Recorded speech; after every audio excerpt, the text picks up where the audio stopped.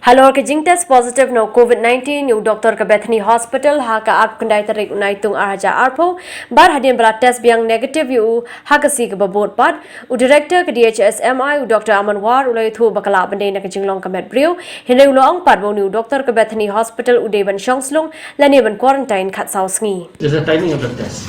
So if we see the behavior of the virus now, you see the behavior of the virus. Initially, your test become positive. Then the next day it disappears. The behavior of the virus. I mean, maybe the immunity in the person concerned is very strong. That is why.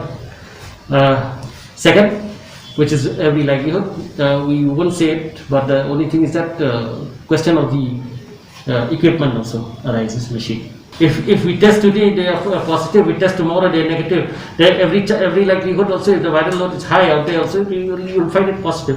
But the thing is that once we have tested, we have found that the virus is there, we will not let our guard down. So that quarantine, the protocol will follow for all.